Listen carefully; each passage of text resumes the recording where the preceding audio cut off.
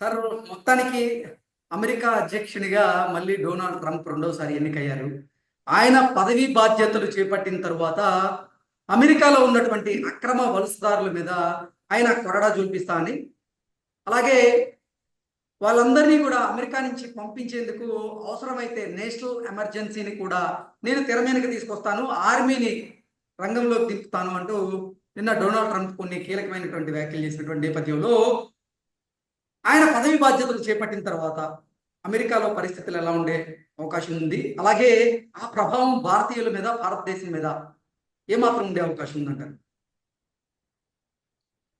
ఇప్పుడు వారు వచ్చిన తర్వాత ఫస్ట్ డేనే he said he will sign an order, executive order.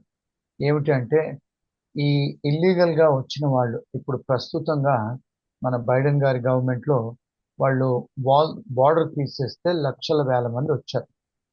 అంటే అందులో చాలా మంది ఇండియన్స్ కూడా ఉన్నారు, వేరే కంట్రీస్ వాళ్ళు కూడా ఉన్నారు. అందరూ కెనడా నుంచి వస్తున్నారు.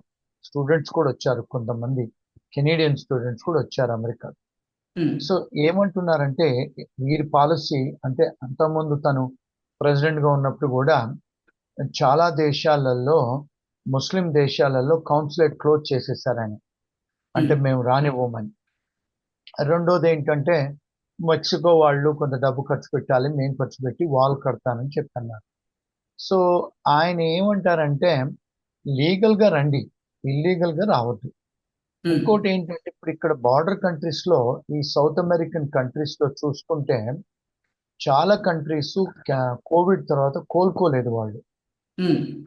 అంటే ఇప్పుడు ఎగ్జాంపుల్ చూస్తే వెనిజువేలా, లేకపోతే మెక్సికో, ఇంకా బ్రెజిల్, అక్కడ ఉన్న చాలా కంట్రీలు వాళ్ళు ఏంటంటే కోవిడ్ తర్వాత కోలుకోలేదండి. కోలుకోకపోతే వాళ్ళందరూ ఏమవుతుందంటే అక్కడ పరిస్థితి, వాళ్ళకు ఉద్యోగాలు లేవు, పరిస్థితి మెడికల్ ఫెసిలిటీస్ లేవు. వాళ్ళు ఏం చేస్తున్నారు, ఇంతకుముందు వచ్చేవాళ్ళు బార్డర్ అక్కడి నుంచి క్రాస్ చేసి వచ్చేవాళ్ళు, ఈయనున్నప్పుడు స్ట్రిక్ట్ చేశారు. అయితే ఈ తను ట్రంప్ గారు ఉన్నప్పుడు కూడా వచ్చారు, కుటుంబాలతో వచ్చారు పిల్లల్ని తీసుకొని. అయితే ఆయన ఏం చేశాడంటే చిన్నపిల్లల్ని సపరేట్ చేసేసారు, ఆడవాళ్ళని సపరేట్ చేసి ఈ మగవాళ్ళందరినీ జైల్లో పెట్టారు. సో అప్పుడు ఏమన్నారంటే అందరూ ఈ ఫ్యామిలీస్ సపరేట్ చేస్తున్నాను, పిల్లల్ని సపరేట్ చేస్తున్నాడు అని కొంత వ్యతిరేకత వచ్చింది. సో అది వన్ ఆఫ్ ద రీజన్ యాక్చువల్గా తను ఓడిపోవడానికి కారణం. కానీ ఇప్పుడు ఏమైందంటే వీళ్ళు, ఇప్పుడు మన ప్రజెంట్ బైడెన్ అడ్మినిస్ట్రేషన్ ఉన్న కమలా గారు నెక్స్ట్ మంత్ వరకు, జనవరి వరకు వీళ్ళే. సో వీళ్ళు వచ్చిన తర్వాత ఏం చేశారు, ఆ నినాదంతో వాళ్ళు వచ్చి మొత్తం గేట్స్ అన్ని, బార్డర్స్ అన్ని తీసేశారు. తీసేస్తే లక్షల వేల మంది కంట్రీలోకి వచ్చారు. వచ్చిన తర్వాత వీళ్ళని ఏం చేశారు, వీళ్ళను తీసుకొచ్చి హోటళ్లలో పెట్టడం, కాలిఫోర్నియాలో, న్యూయార్క్లో చాలా స్టేట్స్లలో పెట్టారు. హోటళ్లలో పెట్టి వాళ్ళకు భోజనాలు ఇచ్చి, వాళ్ళకి ఏంటంటే మీరు అసైలం ఫైల్ చేసుకోవచ్చు, పొలిటికల్ అసైలం చేసుకుంటే మీకు మేము అన్ని ఇచ్చేస్తాం కాగితాలని వీళ్ళు చేశారు. రెండోది, లాస్ట్ టైం ఏదైతే చిన్నపిల్లల్ని, తల్లిదండ్రుల్ని అందరినీ సపరేట్ చేశారో మళ్ళీ వాళ్ళందరినీ కూడా రమ్మని చెప్పేశారు కంట్రీలో.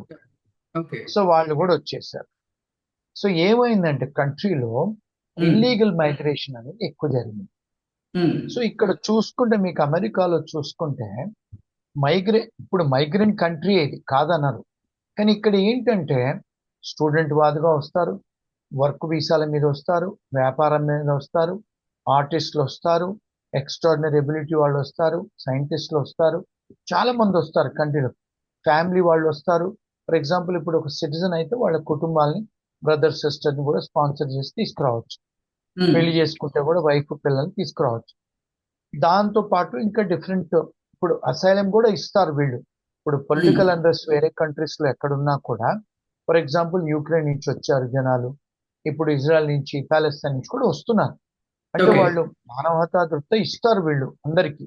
సో ఇప్పుడు ఏమైంది, ఇల్లీగల్ గా చాలా మంది రావటం వల్ల ఇక్కడ ఎకానమీ కూడా ఏమైందంటే, ఇల్లీగల్ వాళ్ళు వస్తే చిన్న చిన్న జాబులు చేస్తారు. వాళ్ళు ఏంటంటే మినిమం వేజెస్, వాళ్ళకేం పేపర్లు ఉండవు కదా, వాళ్ళు ఏ పని అని చేస్తారు. ఇళ్లలో క్లీనింగ్ చేయడం కానీ, హోటల్ రెస్టారెంట్లో పని చేయడం కానీ, గార్డెన్స్ క్లీన్ చేయడం కానీ, కార్పెంటర్ పని కానీ, ప్లంబింగ్ పని చేస్తారు. మరి అది వాళ్ళు తక్కువ డబ్బులకి చేసినప్పుడు, మరి ఇక్కడ లీగల్ గా ఉన్న తెల్ల వాళ్లకు, లీగల్ గా ఎవరు వచ్చిన వాళ్లకు ఉద్యోగాలు ఉండవు, ఎందుకంటే మనం ఎగ్జాక్ట్లీ. డబ్బులు ఎక్కించి అంటే పని ఈ చేయించుకోం. శ్రీనివాస్ గారు, ఈ అక్రమ వలసదారుల వల్లే అసలైనటువంటి అమెరికన్స్ ఎవరైతే ఉన్నారో వాళ్ళకి ఉద్యోగ అవకాశం లేకుండా పోతుంది, నిరుద్యోగం మిగులుతుంది, దానివల్లే ద్రవ్యోల్బణం ఏర్పడింది. కాబట్టే ఈ అక్రమ వలసదారులను ఎట్టి పరిస్థితుల్లో అమెరికా నుంచి తరిమి కొడతామంటూ ట్రంప్ చాలా సందర్భాల్లో చెప్పారు. ఆయన పదవి బాధ్యతలు చేపట్టిన వెంటనే ఆ, అవసరమైతే నేషనల్ ఎమర్జెన్సీని కూడా తెరమీదకి తీసుకొస్తా ఉన్నారు. ఈ అక్రమ వలసదారుల్లో మన భారతీయులు కూడా ఉన్నారు అంటూ గతంలో ట్రంప్ చెప్పినటువంటి ఈ అక్రమ వలసదారుల్లో భారతీయులు ఉన్నారా? ఉంటే ట్రంప్ గారు పదవి బాధ్యతలు చేపట్టిన తర్వాత ఆ భారతీయుల పరిస్థితి ఏంటి అంటే ఏం చెప్తారు? ఇప్పుడు మన భారతదేశం నుంచి నార్మల్ గా బార్డర్ క్రాస్ చేసి వచ్చిన వాళ్ళంతా కూడా గుజరాతీ కుటుంబాలు, పంజాబీ వాళ్ళేనండి. ఉమ్, మన సౌత్ ఇండియా నుంచి ఎవరు కూడా ఇల్లీగల్ గా బార్డర్ క్రాస్ చేసి రారు. ఓకే. ఒకటి రెండు సంఘటనలు మాత్రమే ఉన్నాయి. ఉమ్, ఎందుకు? మన వాళ్ళంతా మోస్ట్లీ చూసుకుంటే south India mostly educated people అండి. ఉమ్, తమిళనాడు, కర్ణాటక, తెలంగాణ, ఆంధ్ర, అందరూ మన వాళ్ళంతా ఇంజనీరింగ్ గ్రాడ్యుయేట్స్, ఎడ్యుకేటెడ్ పీపుల్. ఉమ్, రెండోది, మనకు ఇల్లీగల్ గా బార్డర్ క్రాస్ చేయాలనే విషయం మన సౌత్ ఇండియన్స్ కు తెలియదు. ఉమ్, కానీ పంజాబీ వాళ్లకు, గుజరాతీ వాళ్లకు మొదటి నుంచి వాళ్ళు చేస్తా ఉంటారు. ఒక ఉమ్, అమెరికాకే కాదు, కెనడా కూడా వెళ్తారు వాళ్ళు. ఆ, ఆస్ట్రేలియాకు, న్యూజిలాండ్, యూరప్ దేశాలు కూడా వెళ్తా ఉంటారు మన ఉమ్, పంజాబీ వాళ్ళు, గుజరాతీ వాళ్ళు. ఈ చేయటానికి కూడా చాలా మంది ఏజెంట్స్ ఉన్నారు. 50 లక్షలు, ₹1,00,00,000, 1,50,00,000 తీసుకొని వాళ్ళని తీసుకొచ్చి ఇక్కడ వదిలేస్తారు. అంటే ఉమ్, మెక్సికోకి, అన్ని వేరే డిఫరెంట్ కంట్రీస్ తీసుకొచ్చి ఇక్కడ వదిలేస్తారు. ఉమ్, వాళ్ళు బార్డర్ క్రాస్ చేసి వచ్చిన తర్వాత, నాకే తెలిసిన మా ఫర్మ్కి వచ్చిన క్లయింట్స్ చాలా మంది ఉన్నారు. వాళ్ళు ఓకే. 50 లక్షలు, 70 లక్షలు తీసుకుంటారు ఇక్కడికి వచ్చిన తర్వాత. వీళ్ళు ఉమ్, ఇక్కడికి వచ్చిన తర్వాత వాళ్ళకి అప్పచెప్తారు. సో చాలా మంది వీళ్ళే ఉన్నారు ఇండియా నుంచి, ఉమ్, భారతదేశస్తులు. అంటే అందులో చాలా మైనారిటీ పర్సంటేజ్ తెలుగు వాళ్ళు కూడా ఉన్నారు. ఈ మధ్యకాలంలో మాకు ఒక ఫోన్ వచ్చింది, ఒక అమ్మాయి, రెడ్ల అమ్మాయి వచ్చింది, పెద్దవాడే, 50 years. ఉమ్, మెక్సికోకి వెళ్ళి బార్డర్ క్రాస్ చేసి వచ్చింది, ఉమ్, జైల్లో ఉంది ఆమె. So okay. వాళ్ళ కుటుంబం వాళ్ళు నాకు ఫోన్ చేసి అడిగారు, మీరు కొంచెం రిలీజ్ చేయించండి. అంటే చాలా నెగ్లిజిబుల్. మన తెలుగు వాళ్ళే కానీ, తమిళ్ వాళ్ళే కానీ, కన్నడ వాళ్ళు, ఉమ్, మలయాళం వాళ్ళు రారండి. ఓకే. ఇప్పుడు వాళ్ళు వస్తే వీళ్ళందరూ ఎవరైతే ఉన్నారో వాళ్ళందరినీ కూడా ఆయన పంపించేస్తాను అంటున్నాడు. ఉమ్, ఒకటి. రెండోది ఏంటంటే అండి, ఇప్పుడు మోస్ట్లీ ఎవరంటే ఇక్కడ స్పానిష్ వాళ్ళు, వాళ్ళే ఉమ్, ఉన్నారు. ఉమ్, వాళ్ళని పంపించేస్తా అంటున్నాడు. వాళ్ళు మోస్ట్లీ అందులో ఏమిటి అంటే, ఇప్పుడు డ్రగ్ కార్టల్స్ లేకపోతే క్రిమినల్స్ కూడా ఉన్నారు. ఉమ్, అంటే వాళ్ళకి ఎడ్యుకేషన్ కూడా ఉండదు సౌత్ అమెరికన్స్ మోస్ట్లీ. వాళ్ళు ఉమ్, స్పానిష్ భాష మాట్లాడతారు. అంటే వాళ్ళు ఇక్కడికి వచ్చి క్రైమ్ చేయటమో కానీ, లేకపోతే ఇల్లీగల్ గా ఉండటమే కానీ, మళ్ళీ ఇక్కడికి వచ్చి పెళ్లిళ్ళు చేసుకొని ఇల్లీగల్ గా పిల్లలుగా అంటారు వాళ్ళు, ఉమ్, స్పానిష్ వాళ్ళు. వాళ్ళకి అది కామన్. అది అంటే వాళ్ళకి తెలిసినది ఇమిగ్రేషన్, ఇల్లీగల్ గా రావటం, ఇక్కడ సిటిజన్ స్పానిష్ వాళ్ళని పెళ్లి చేసుకోవటం, పిల్లలు కనటం, ఇక్కడ ఉండిపోవటం. సో ఉమ్, అలాంటి వాళ్ళకు డెఫినెట్ గా ఈయన వెనక్కి పంపిస్తాను ఎవరైతే ఉన్నారని అంటున్నాడు. Which is good. ఎందుకు అంటే మనలాంటి వాళ్ళు, చదువుకోవడానికి వచ్చిన వాళ్ళు, వర్క్ వీసాకు వచ్చి 40%, 50% ట్యాక్సులు కట్టి, ఉమ్, మనలాంటి మన సౌత్ ఇండియన్ కన్సల్టింగ్ కంపెనీస్ వాళ్ళు ఇక్కడికి వచ్చి ఐటీ కన్సల్టింగ్ కంపెనీస్ పెట్టి, అంటే ఉమ్, L1 వీసా చేసుకొని కార్పొరేట్ ఇమిగ్రేషన్ చేసుకున్న వాళ్ళకి అందరికీ లాభం జరుగుద్ది. ఓకే. వీళ్ళందరినీ కూడా పంపించేస్తారు డెఫినెట్ గా. అది దాని వల్లనే తను కూడా గెలిచారు, థంపింగ్ మెజారిటీతో గెలిచారు వారు. ఓకే. ఆ ఆ ఎందుకంటే ఇక్కడ తెల్లవాళ్ళు కూడా, ఈవెన్ నల్ల మగజాతి కూడా వాళ్ళకి ఓట్లు వేశారు.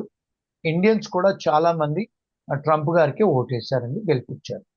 అంటే ఓకే. ఇక్కడ చూసుకుంటే మీకు పాపులర్ ఓటు, మళ్ళీ ఎలక్ట్రల్ ఓటు కూడా, రెండు కూడా తనకే వచ్చాయి. అంటే ఆ, అంటే upper house, lower house, Congress senate కూడా వాళ్ళ పార్టీ మెజారిటీకి వచ్చింది. ఓకే. కావేటి శ్రీనివాసరావు గారు, ఇప్పుడు అమెరికాలో కనుక నేషనల్ ఎమర్జెన్సీని ప్రకటిస్తే ఇక అక్కడ ఉన్నటువంటి భారతీయ స్టూడెంట్స్ కానీ, ఉద్యోగులు కానీ తట్టాబుట్టా సర్ది ఇక భారతదేశానికి రాక తప్పదా? ఆ పరిస్థితులు ఉన్నాయా అంటే ఏం చెప్తారు? ఇప్పుడు ఎమర్జెన్సీ అంటే అండి, మన దగ్గర ఇప్పుడు మన ఇండియాలో చూసుకుంటే మనకు ఎమర్జెన్సీ ఎప్పుడు వచ్చింది? ఇందిరాగాంధీ టైంలో వచ్చింది. అవును. అంటే కాన్స్టిట్యూషన్ లో ఒక ప్రొవిజన్ ఉంది, ఉమ్, ఎమర్జెన్సీ డిక్లేర్ చేయొచ్చు అని. అంటే మనకు ఇక్కడ ఒక చిన్న విషయం మనం అర్థం చేసుకోవాలండి. నేను ఒక ఉమ్, లాయర్ స్టాండ్ పాయింట్ వ్యూలో మీకు ఎక్స్ప్లెయిన్ చేస్తాను. ఓకే. అందరి విశ్లేషణ లాగా చెప్పకుండా మీకు లీగల్ కోణంలో చెప్తానండి. షూర్. ఇప్పుడు మన భారతదేశంలో మనకు ఫెడరల్ సిస్టమ్ మనది కూడా. అంటే ఏమిటి? సెంట్రల్ గవర్నమెంట్, స్టేట్ గవర్నమెంట్ ఉమ్, రెండు టియర్ సిస్టమ్ మనది. అయితే మన దేశంలో ఇప్పుడు ఆర్మీ, ఎయిర్ ఫోర్స్ ఇవన్నీ కూడా సెంట్రల్ సిస్టమే మనకు కూడా. అవును. అంటే ఇప్పుడు ఒకవేళ ఎమర్జెన్సీ ప్రకటిస్తే మన దేశంలో ఇందిరాగాంధీ అప్పుడు ఏం చేసింది? ప్రకటించినప్పుడు ఒకటే కాన్స్టిట్యూషన్ మన భారతదేశంలో. అంటే ఉమ్, మనకు ఒకటే రాజ్యాంగం. భారతదేశం మొత్తానికి ఒకటే రాజ్యాంగం. కానీ అవును. మనకు తెలంగాణకు స్టేట్కు, ఆంధ్ర స్టేట్కు, కన్నడకు ఒక రాజ్యాంగం అంటూ లేదు మనకి. అవును. మన సిస్టంలో లేదు. కానీ అమెరికాలో ప్రతి స్టేట్కు ఒక రాజ్యాంగం ఉందండి. ఓకే. అది చాలా మందికి తెలియదు. అంటే అమెరికా దేశానికి ఒక రాజ్యాంగం ఉంది. కానీ స్టేట్ కూడా ఒక రాజ్యాంగం ఉంది ఇక్కడ అమెరికాలో. ఓకే. అంటే state police, federal police, municipality వాళ్ళు కూడా మెయింటైన్ చేస్తారు పోలీసుని. వాళ్ళని ఓకే. సిటీ పోలీస్ అంటారు. ఉమ్, అంటే ఇక్కడ ఏమవుతుందంటే వారు చెప్తున్నారు, నేను దేశం మొత్తం ఎమర్జెన్సీ డిక్లేర్ చేస్తాను అని. కానీ ఉమ్, ఎమర్జెన్సీ డిక్లేర్ చేస్తాను అంటే మిలిటరీ వాళ్ళని వాడొచ్చు తను.